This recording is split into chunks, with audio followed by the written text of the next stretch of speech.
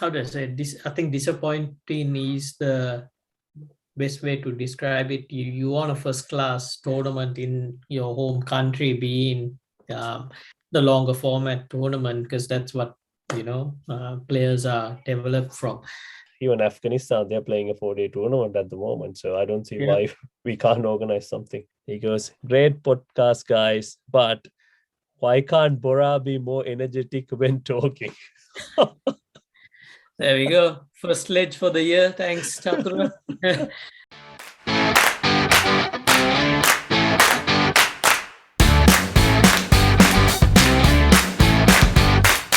Welcome everyone, my name is Ida and this is Sri Lankan Cricket Podcast, a podcast where we discuss current news and developments happening in the cricket world with a special focus on Sri Lanka cricket. And as always, I'm joined by my co-host Sohan. Happy New Year, Bora. Happy New Year, Vida, and Happy New Year to all the listeners out there. Bring on 2022. It's I think we're trying to get used to the 22 theme. But like Richie Bello, 2022. Yeah. So exciting year. I think we want to start the new year fresh, start strong. We've hoping to achieve a lot this year as well. So good to be back recording the first episode for the new year. Yeah, we had a bit of a break for about 2 weeks, spent some time with the families. I'll take this opportunity to wish our listeners a very happy new year. Hope all your dreams come true in this new year. Last couple of years has not been the best couple of years. Hopefully this new year will be a better one for all of us. We didn't do an episode for the last couple of weeks. We missed out a lot. So there's a lot to cover in this episode. I think we should start with what's going to happen with Sri Lanka in this month. Bora. Yeah, I think that's a good avenue to start the episode. Looking back at 2021, Vida, you and I started this chat talk, starting this pod, and today we are recording episodes as we go along. So exciting times.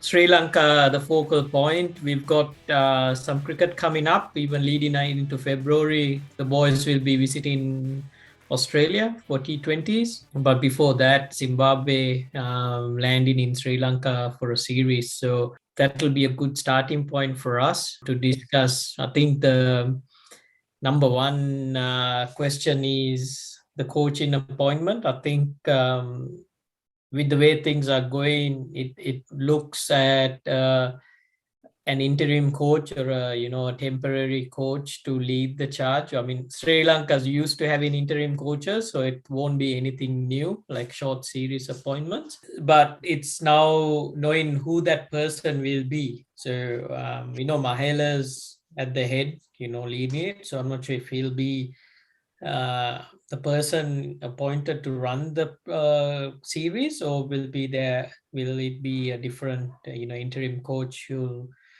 fall under reporting to Mahela and then structure around that. So interesting. There are hearing through the grapevines, few players might not be playing as well, but we'll just have to wait for the official announcements of the squads. So they're going to play 3 one-day matches, all to be played in Pallekele in Kandy. We haven't heard any news about who's going to be the coach, but I have a feeling because it's a short tour, Mahela will do the coaching duties in these 3 one-days. Injury worries, true. There's few injury worries in Sri Lankan camp. Hopefully Angelo is fully fit again, because latter part of the LPL he was playing at his full strength. But in the final, we saw Wanindu Hasaranga picked up an injury, so he's someone who's going to be in that category. Bora. Yeah, if I'm in the management camp in Sri Lanka, I'll give Wanindu a break in this series. I think he deserves it. Good chance for us to eye who the next line players are, or, second string set of players. You want to manage Wanindu because he has had a long, it's been a big year for him, 2021. He's probably having time off at the moment, but if at all they feel that he's not ready, you might as well give him that extended run to recover. I mean, he'll be in the training camp setups, but maybe not push him through, and further the injury. So they'll manage that. And if Sri Lanka is confident that they can play without Wanidu, I'm sure they'll try to push that case forward. So it gives him more time to prep for the Australian series, which is more the bigger one. Nah, he deserved that break. He's been a busy boy, jetting all around the world, playing lots of cricket. So it takes a lot out of you, these short format games. People think Test cricket is hard, but playing T20 cricket with lots of traveling involved in that as well. So Yep. it takes a lot out of you, and in a way, it's a welcome break for him, so he can recharge his batteries and come back stronger. Sri Lankan under-19 boys, they're heading to the under-19 Cricket World Cup in West Indies, and that's going to start in middle of January. We are in Group D. In that group, the 4 teams are Sri Lanka, Scotland, West Indies, and Australia. Sri Lanka under-19 team recently lost the final of Asia Cup, which held in Dubai. But when you look at our recent record, Sri Lanka under-19 team has been doing really well. They are going into this tournament with lots of wins under their belt. I think their winning percentage is around 70% for the last couple of months. So even though they didn't win the Asia Cup, I think they are going into this tournament for me as one of the favorites. Yeah, under 19, I'm pretty impressed with the run of results that they've been putting in. What we've noticed, I think, in under 19 cricket is a lot of the Asian teams tend to feel stronger teams or have stronger results showing through. So Sri Lanka, again, under 19, we just ended up runners up. Unfortunate to be on the losing side, but still a good result to make it to the finals. But there's been some consistent runs as well.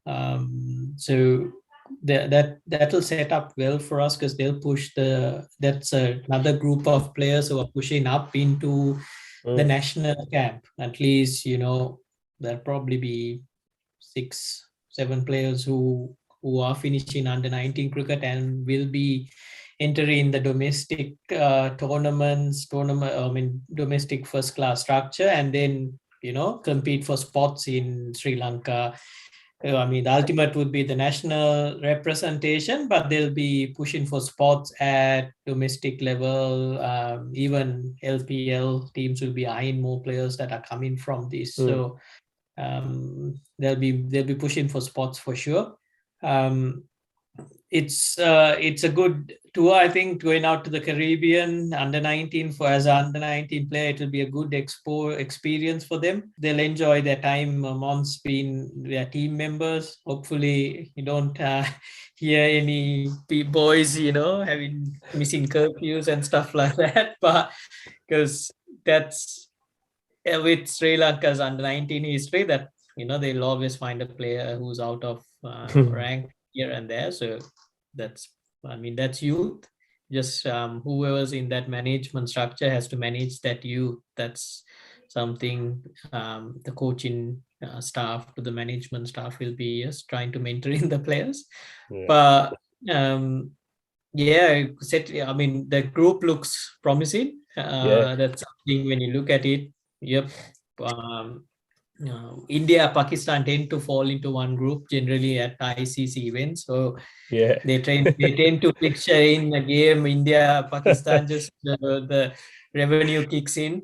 But looks like Sri Lanka will be eyeing, if things will go out, they'll be eyeing a game against India or Pakistan at the knockouts stages. I think them. Wish them best of luck. I think Coach Avishka Gunawardena will have a strong word to the boys about discipline for us. They'll be good boys. You're right. India, Pakistan are the teams to beat when it comes to under 19 cricket. We beat Pakistan in the semi-final, but we lost to India in the final in the Asia Cup. So India and Pakistan are the teams to beat in the Asia Cup, and Bangladesh as well. They're very strong. So It's going to be interesting series. I think with the Australia under-19 team, Thilan Samaraweera going to Caribbean as their batting consultant. So there's another Sri Lankan presence. Sri Lankan Yeah. cricketer. Yeah, so we'll keep an eye on that. But you mentioned about domestic cricket. There's nothing scheduled. I haven't seen anything scheduled for this year.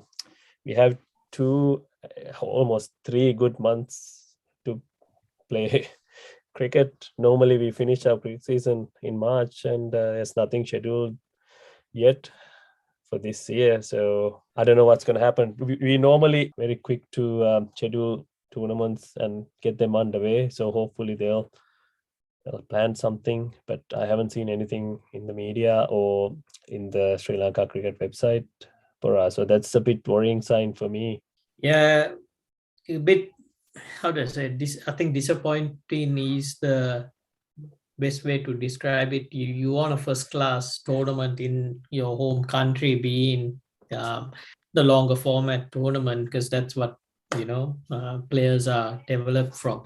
I think focus would have been on the LPL, but I don't know, maybe not sure if it's a logistic thing or what the reason behind not being able to hold a first class tournament. I know you have the issues of COVID around not only Sri Lanka, everywhere else. We are playing cricket here amongst the COVID environment. You're gonna have situations where players are missing out because of exposures or testing positive. But we should be able to host a first class tournament in Sri Lanka. The only thing could think of as a reason why they can't structure it is with the structural change that they are trying to push through with. I mean, the one-day tournament that was held, every team played together, I think. So Yeah. maybe they're having issues hosting that 3-day tournaments amongst the clubs.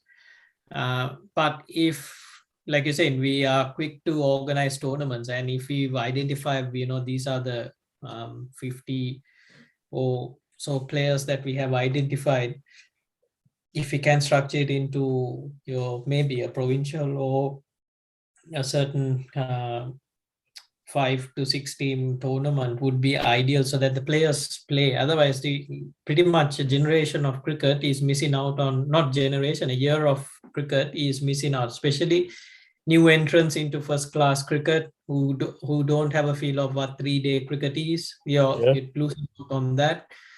Then the players who are not in the mixture of the LPL squad, which is maybe because T20 is so specialized, not every players get picked. So there's a group of players who are suited for the 50 over tournament, or even, potentially could reach out to test cricket or the longer format of crickets, who need to test their skills out or have exposure to game situations, so that group is missing out. A question mark, we always hear about the brain drain or people migrating, playing, moving into Australia to play first class, to play cricket, and miss out on the first class structure in Sri Lanka. We are just opening the gates and allowing players, because there's no option for players to do. They've got to pick it up and go out. So not sure what the thinking is, but there is at least a bit of a time period for them to figure it out, and at least inform the players, the clubs, whoever's involved within the setup, know what's happening, because if not, it's like we suddenly do a standstill and we are trying to move forward. So there's a mismatch. Yeah, well, word on the street is like, I've seen lots of players who are disappointed, and even I got few messages asking is there a possibility for them to come over and play cricket in Australia. So as you said, like, some of these players, they might not be fringe players, but they are very valuable players in a domestic setup. So they need something to look forward to. Otherwise, they must make a decision about how they go about their lives. So I mean, I looked up, and even Afghanistan, they're playing a 4-day tournament at the moment. So I don't see why we can't organize something.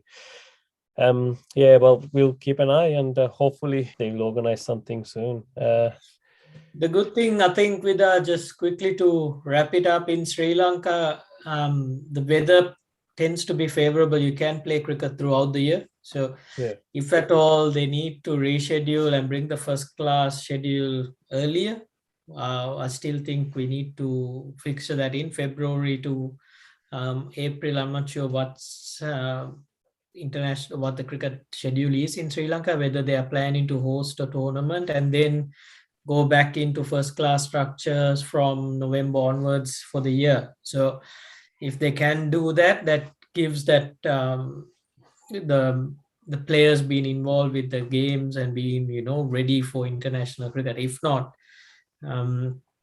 all that, the good things that we saw at the back end of last year is going to be again going in. Like, I think we seems to be, we get one step forward and five steps back scenario, which Mahela, I think, spoke on or put it out on Twitter as well. That concept's yeah. going to fall back to the overall cricket.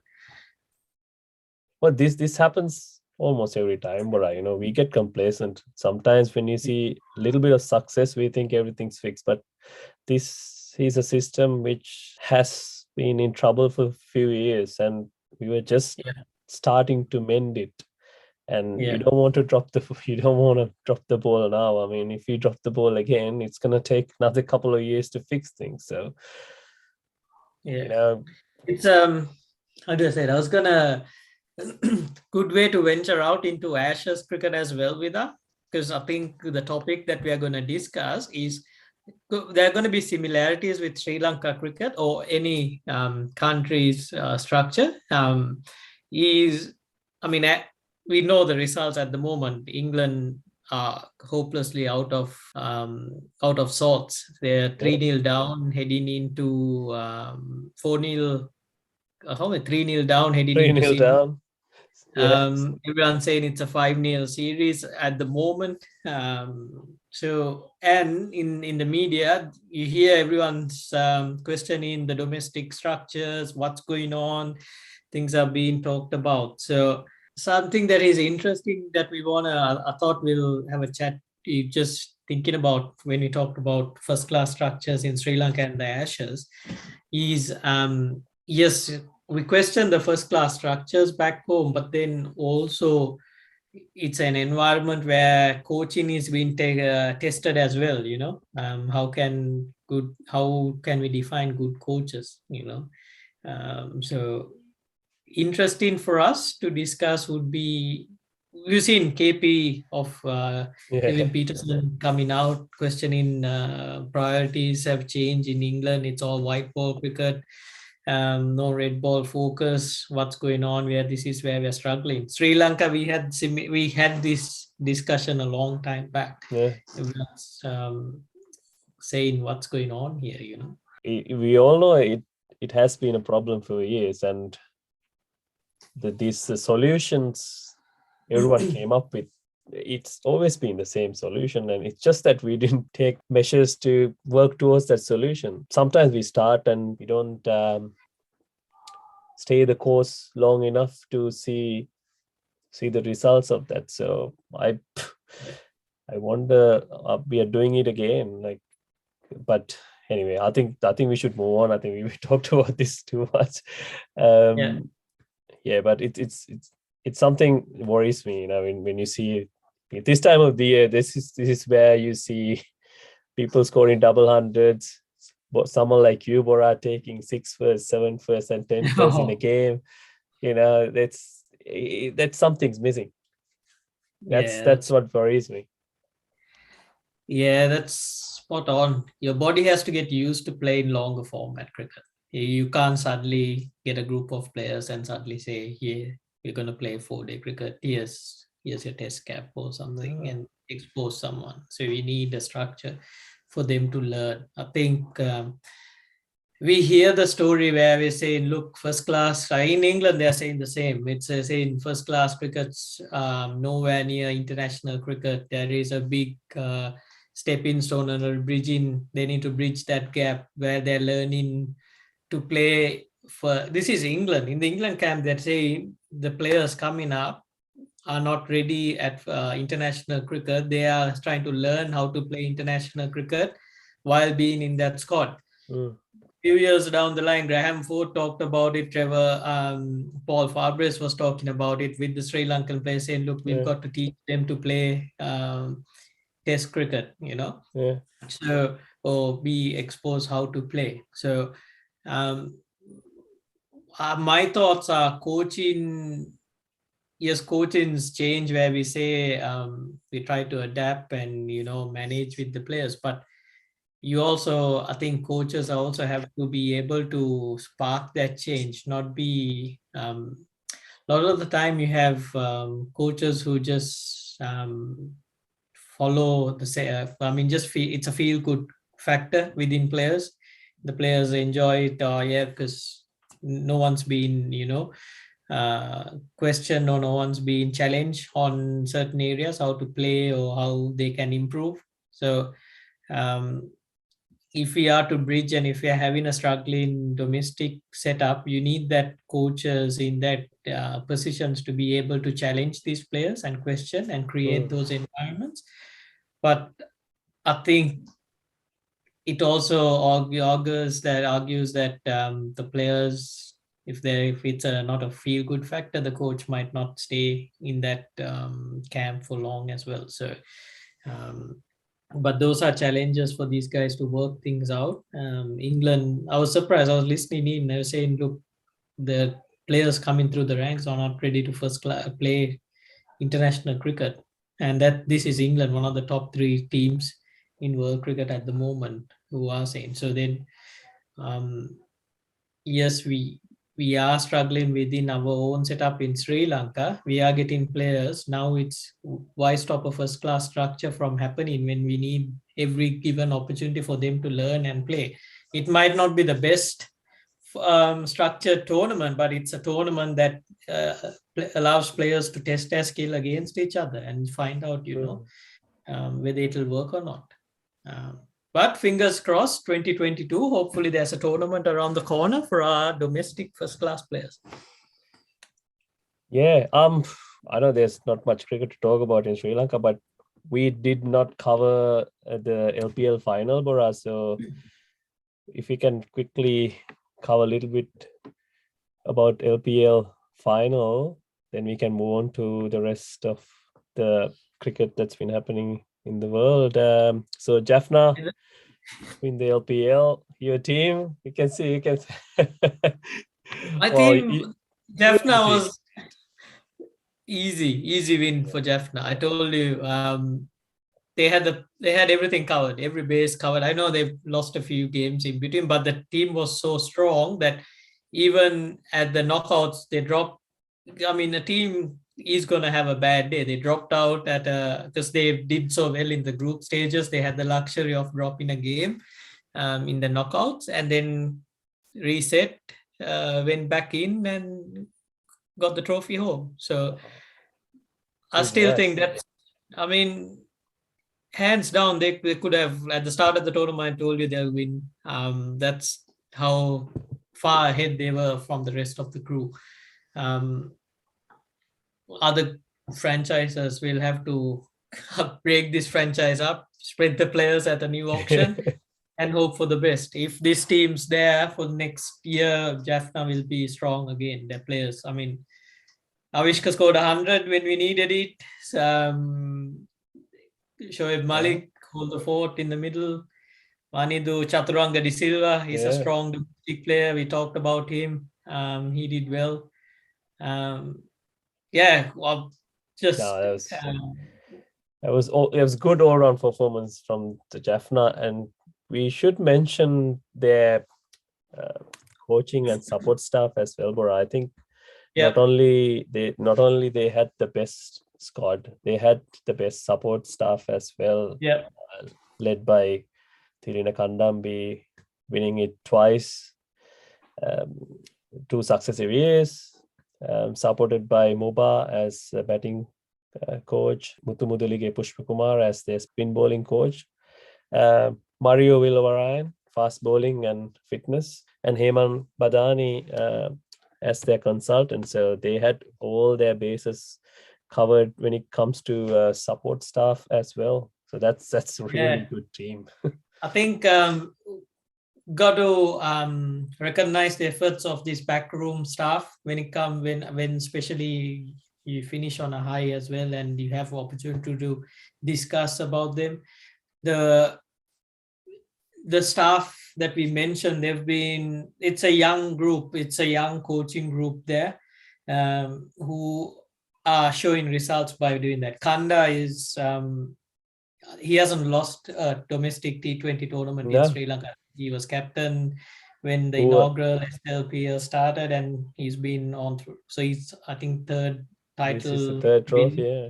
Muba, Muthu Mudalige, Pushpakumara, they are strong domestic players, and also are the younger crew of within the coaching setups. So they generally relate well with younger players within generations, because a lot of similarities growing up, whereas the more mature coaches tend to not be able to connect as quickly with the players or understand some of the trends or patterns of players.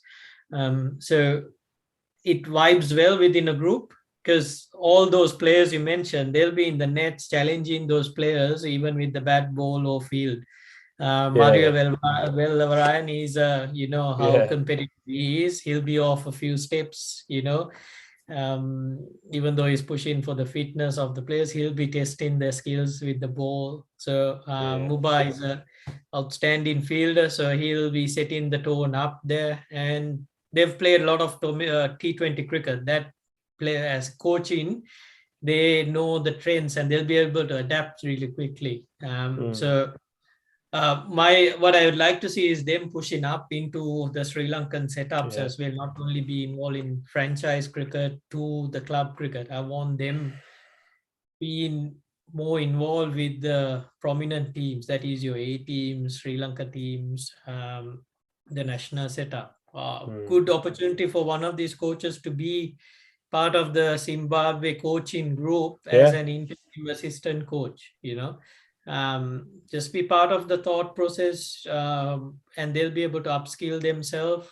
We've seen it happen in Australia. We've seen at certain periods, Justin Langer's had time off within tournaments. We've had Jason Gillespie leading, Andrew McDonald, I think was running through. So just have a feel of what the role is, how they can, and you have the support staff around him. So we've got Mahela to support that and encourage that growth within players. We say we want local player coaches coming involved. We've got coaches who are showing that skills within a franchise tournament, which is it's a pressure cooker environment, because number one, you got to keep your franchise owners happy. You got to make sure the players deliver. And then you're playing a competitive tournament with overseas or international players exposed. So we talk about having that competition or competitive environment of the best players playing against each other. We had that in the LPL, and we had coaches who are supporting that or trying to work things out. So good result for the Jaffna boys. Yeah, you called it. I give you that. Good thing I didn't put any money on my team. Otherwise, I could have lost a bit of money there. But well done. Good call, Bora. I give you that. Also the hard one, I think. You mentioned Avishka finishing the tournament with his fireworks. I mean, it wasn't the best tournament for batsmen. They didn't really score runs in this tournament. But Kusal Mendis ended up being the highest run getter of the tournament with 325 runs. This tournament was his chance to prove that he's still pushing for a spot in Sri Lanka white ball team. I think he's done that to a certain extent. And the other guy who impressed both of us was Janit Lienege. He ended up being the emerging player of the tournament, and he scored 250s. He looked, we talked about him in the early episodes as well. I mean, he looked like a player who belongs there. I mean, he handled the pressure really well. Certainly a player to watch in the future. Thoughts Yeah, I about think both Janit. those Yeah, guys? I'll quickly touch base first about Janit. I think perfect setup for him with what he achieved. For players, generally, your judge on your last tournament or the last innings. That's what a lot of selectors or in the Mm, management decision makers tend to remember. So he's done well. If at all they, in a meeting trying to pick up, okay, we've got the West Indies or the Zimbabwe tour coming up. Who are the players in mind? Janit's name will be talked about. You yeah. know, so he's done well to push the case forward, and a guy who's he's been in the domestic structure, um, but hasn't got the exposure from an LPL or Sri Lanka A or that international exposure. But he held his own well. I think he trusted what he can do. He's a good fielder. He's quick, and you could see that energy. That's that youth that comes through. So I have a feeling he'll push through to be in that squad against Zimbabwe. But nonetheless, he'll be a guy that people will be looking out for. Kusal Mendes, good um, tournament for him because coming off what happened and coming off the bans and what they've done to push Sri Lanka to put that ban on the three of them. A good result for him. He is a good talent. Everyone knows the talent he's got. It's the focus on where cricket is needed is the question that is hanging around a lot of the guys, a lot of the public going around. Question is, okay, he's done well in T20. He's open. It's easy. It's easy in a way that like we've got a lot of it's easy for the decision makers now. We've got a lot of options to pick Yeah. from. We went into a T20 World Cup not having an opener or not having a proper batting order. Now we've got choices to make from. I think we've seen what he can do as an opener in the T20 format. The question is, Avishkar's gone back to open. He's scoring runs there.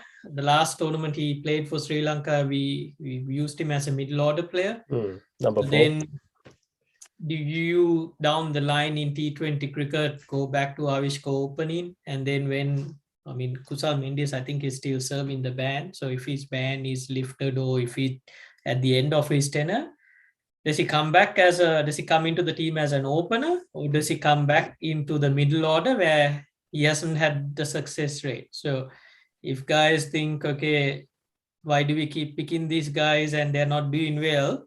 He's done well as an opener in the domestic tournament, playing middle order in an international setup and struggling. So those are questions to think about. And of course, from a overall point of view, these players serving a ban when they come in, they've got to fit into the culture that the players or the camp has set up now.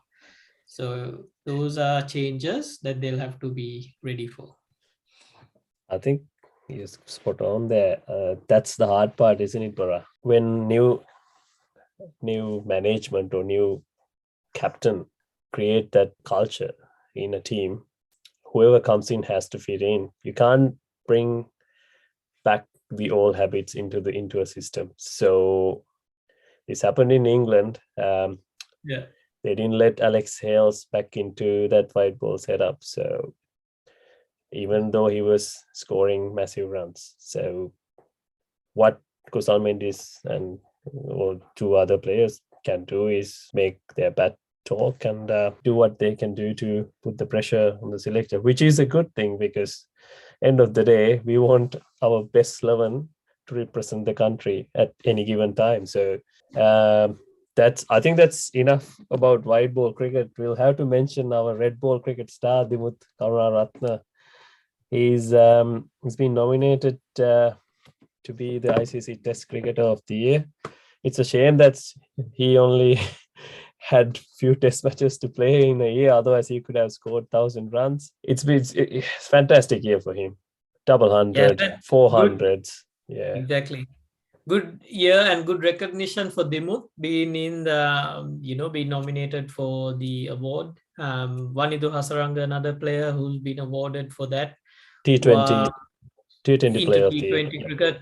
With Dimuth, again, amidst COVID year and being able to perform that well speaks well about his setup. I think he's at a space now where he's confident of his game, even though there are lanes in between. He is able to manage and maintain his form and playing habits. So hope he brings home the award. But they say there are players that are pushing off different. How do I say it? I guess I'll have to rephrase it. It's a hard one to win. Yeah. Well, but there was a time we used to win these awards, easily. It was easy. And I was excited because after some time, our players get nominated for the awards. I mean, that's what, maybe after 4 years. Yeah. I can't remember the last time. Maybe it was Sangakkara. I think he took about 4 awards home, and I think ICC decided now Sri Lankans probably need to have a break for a while now. So, but I think his fight with, I think Joe Root would be a top player amongst that. Ashwin might be up there. And then Dimuth, probably a playoff between the three of them. Joe Root's had a strong year, but then they've played a lot of cricket as well. So depends who's got the votes. If there's an option that we've got, if we are in that voting panel with her, you and I will be voting for Dimuth for sure. Easily. And he'll be bringing home the award. But from a leadership point of view, Dimuth, I think, settled camp there well.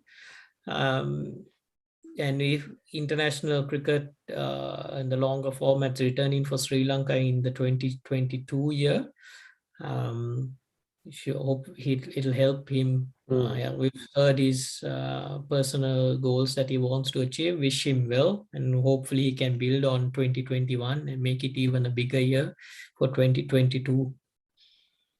Yeah, I'm looking forward to that. And wanted to win T20 Player of the Year. So should we quickly talk about India's win at Centurion, Bora? They won at Gabba. They won in England. This test team of India under Virat Kohli, especially with their fast bowling unit, they've been winning matches abroad like any other team. Like, we used to talk about dominance of Australians around the world. Now this Indian team setting up a trend where they win matches when traveling. So especially for an Asian team to win in Australia, England, and South Africa, that's massive. This didn't happen overnight. I think when Kohli became the captain, that's where we started to see they left a little bit of grass when they play at home. They played 2 fast bowlers even when they're playing at home. So this was not something that happened overnight. No. It has been a long toll for them, but now they're enjoying those successes now. I mean, you can see how they enjoy the wickets and how confident they are as a team. Credit to the way India, they're handling their cricket at the moment. I mean, it shows in their results. Exactly. A lot of the time you hear credit going into LPL or the IPL changed cricket for India with more players coming in and stuff. what it helped was it brought a lot of revenue into the country, and it helped them change their structures. The like exactly right how you told, it's not an overnight fix. They've gradually changed their habits to set up for what they're having as results now. It's phenomenal what they've achieved, winning in England, in Australia, and South Africa, or pushing for win in South Africa. David Warner recently just said, look, we'd like to travel to India and win in India. Australia hasn't done that. So Yeah. shows how hard it is to go out and get the results.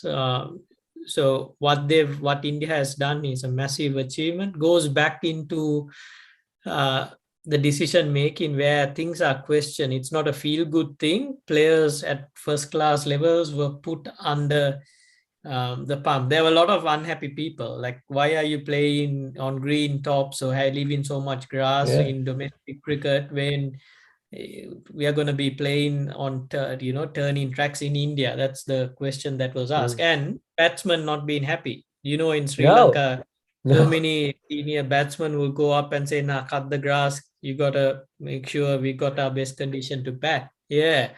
So India made it at first class structure, held it with the curators where now this is the limit. They would have said this is I think the height of grass is measured in millimeters, or on the Yeah. track. They Yeah. would have said they need this structure, wickets Yeah. set up.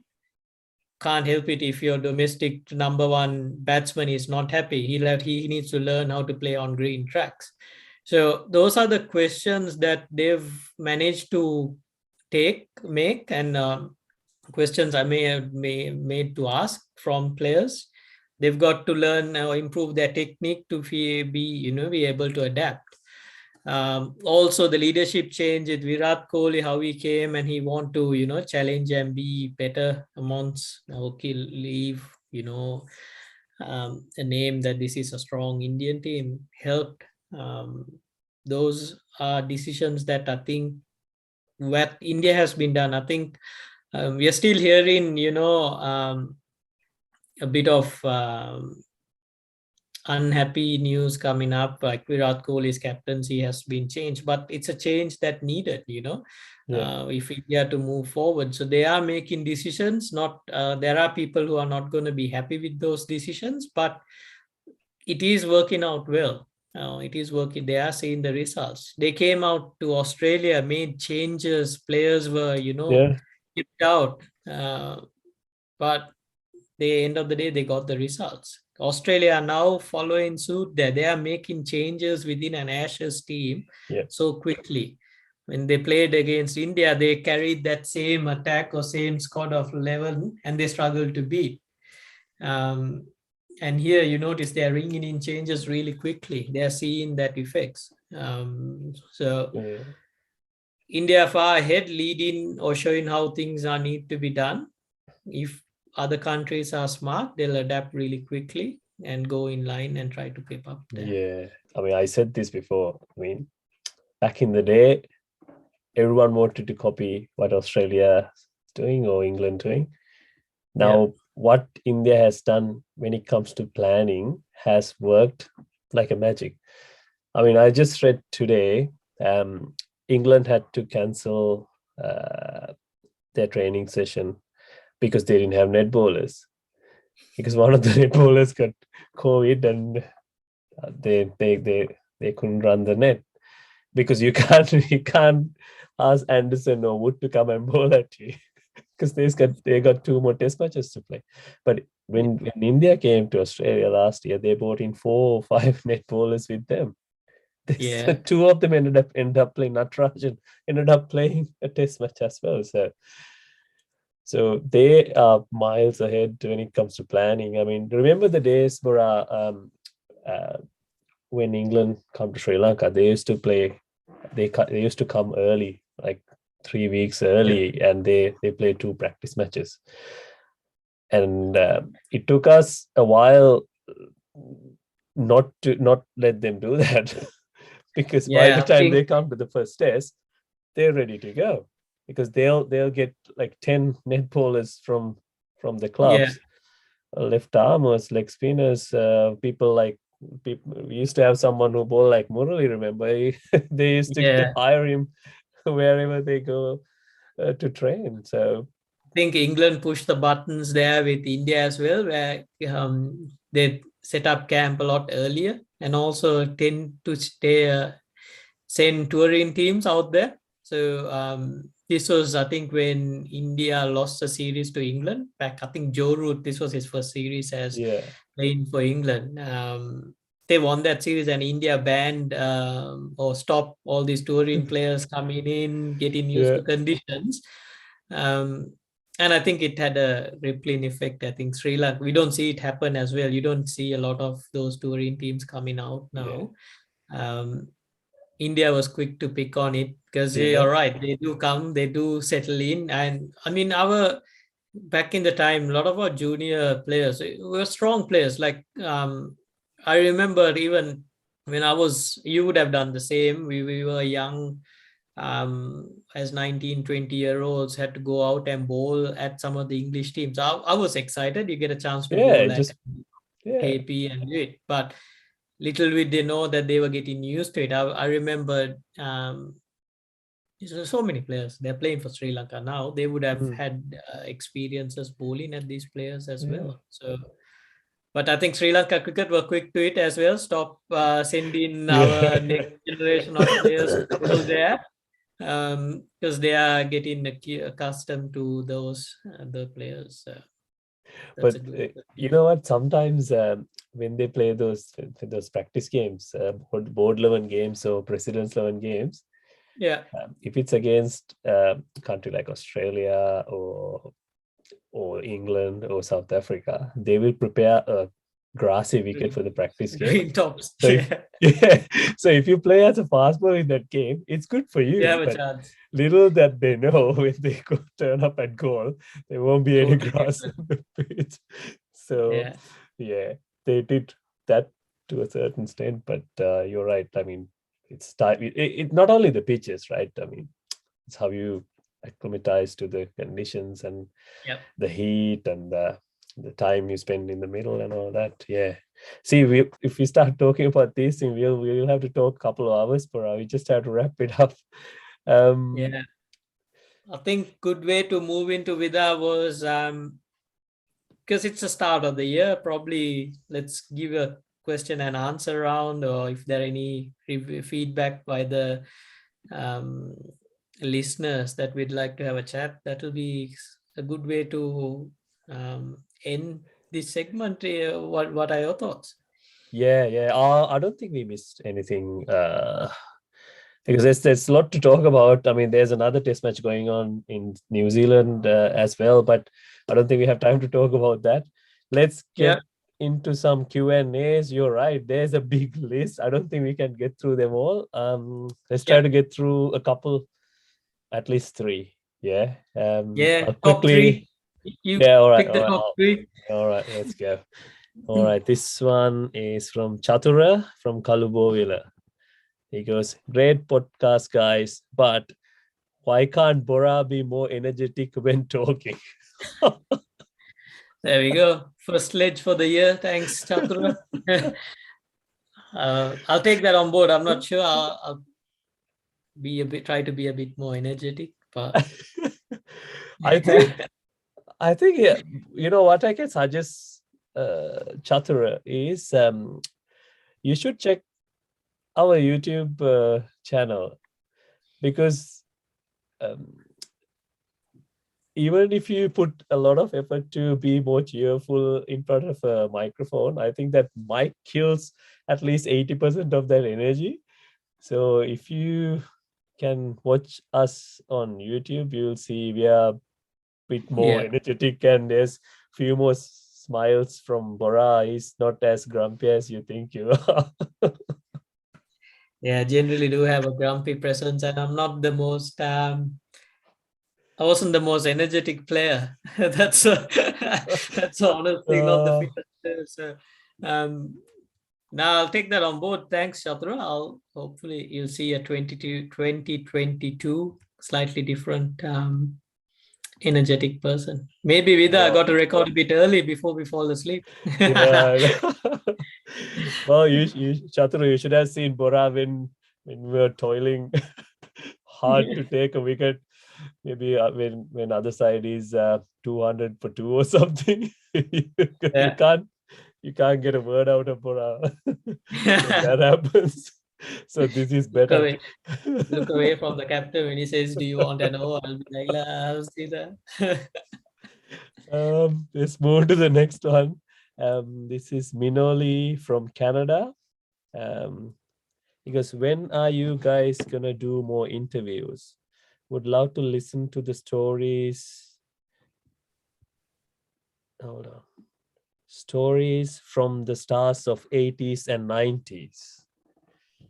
That's a good suggestion and Yep. something we want to do more this year, Bora, isn't it? Yeah, we've got an exciting interview lined up. Different one coming up. So stay tuned for that. 80s and 90s stars. I'm just trying to think. A few Well, players are have migrated to Australia, living here. 80s, 90s stars from Sri yeah, Lanka. We'll try to hit them up, see if they're yeah. interested. Um, Stories, there'll be some cricketers have some good stories. So it doesn't matter if you're in the 80s, 90s, 2000s, there are still some pretty good stories out Oh, there yes. amongst players. So we'll try to get some few insights of those Yeah. two. Why don't you, Minoli, if you can send us few names, then we can make a list and start making few calls and try to get some of these stars on board to have a chat.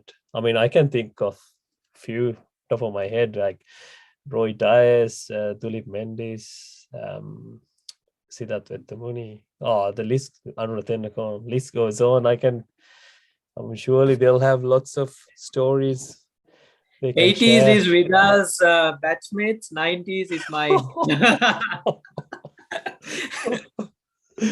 Oh, the stories. No, we don't want to go there. Let's move on to Uh, the next one. Now, thanks yeah. for that, Minuli. We'll make sure send those names in. Then we'll make few calls and we'll make that happen. Thank you. Um, one more, Bora. We'll do one more. Suranga from Colombo. He goes, love the podcast. Me and my 13-year-old son who plays cricket listen to you guys on our morning commute. If you can do a small segment with coaching tips, it will help the young listeners like my son. Keep up the good work. Lovely. That's a pretty good Yeah. one. Love it if there's a bit of coaching involved, and if we can motivate a junior to love the game even better. Perfect scenario. Um, yeah, we might be able to squeeze in some coaching tips on our next episode with her, especially with our guest coming up. So Yeah. let's try to line up. For Suranga, if you're listening in, if you could please send in a topic or a small area that you are interested to know about, or we need a bit of help on the coaching side, we might be able to squeeze that question across to our uh, next episode. The guy will be interviewing, so should be a good one. Yeah, absolutely. I mean, if you can let us know if your son plays as a batsman or a bowler and what are the things he's struggling with, maybe we can, everyone goes through this growing up playing cricket, or isn't it? You know, Yep. the the players you see on TV, that's the finished product.